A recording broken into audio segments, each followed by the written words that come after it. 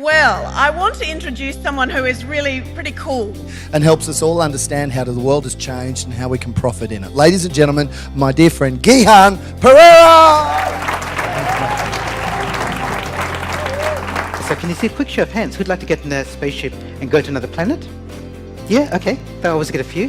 Who can think of somebody else who'd like to put on a spaceship and send to another planet? Yeah, okay. Right. Don't point to them. There are two kinds of futures we face now. So one is a future that we can see, which may be challenging to be able to handle and manage.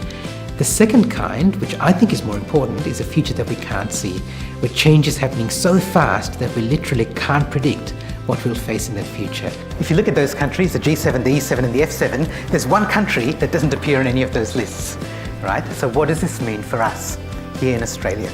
Google, Android has 80% of the smartphone market, and Apple has about 15%. There's a few other little bits and pieces.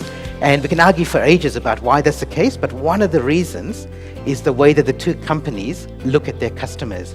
There's a lot of talk about disruption now. We hear about Uber disrupting taxis, Airbnb disrupting accommodation, Facebook disrupting real estate, Google disrupting banking.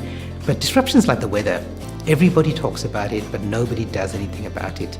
And it seems inevitable, but it's not. The best way to predict the future is to create it. Innovation is more important now than ever before, and I think innovation and disruption are exactly the same thing. It's disruption when it happens to you, it's innovation when you do it. And innovation is everybody's business now. So whatever you're doing now doesn't matter unless it's solving a client's problem. And there are lots of problems you could solve. You don't have to solve all of them. You pick and choose. And it's just like recently I've signed up with a personal trainer. This is the before version that you see. And you know the way that personal trainers advertise? They always go, would you like to lose weight? We can help you. You never see a personal trainer going, are you fat and ugly? Would you like to be just ugly?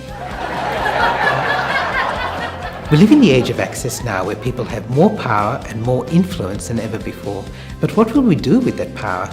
As Spider-Man's uncle said, with great power comes great radioactivity, or words to that effect. But I think when a bloke in boardies and sandals, working from his home office in Colombo, Sri Lanka, can tell me what I can buy in my local Woolies in Perth, that's when we know the world has changed. Do you agree? And on the way there, wearables in the patient will transmit data to artificial intelligence software, which will then send it to a cardiologist so that she's ready to do the right operation when the patient turns up. Does anyone recognize this? What is it? Pong, right? Yeah, so this is what computer games looked like when I was growing up.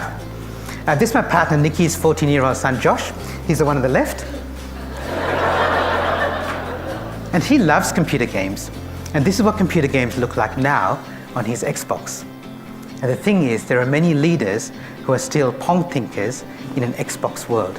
One of the biggest challenges you'll face as a conference organizer now is to make your events remarkable. Not just memorable, but remarkable. Because memorable is where people remember them, but remarkable is where they comment on them, they refer back to them, they take the ideas and put them into action.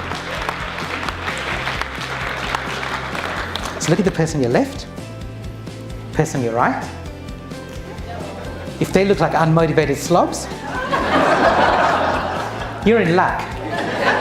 Because there's so many interruptions, distractions and change happening in everybody's life, it's much more of a challenge now to make sure your events are remarkable. I'd love to help you with that, because there's so many things that you can do to make your next event truly remarkable.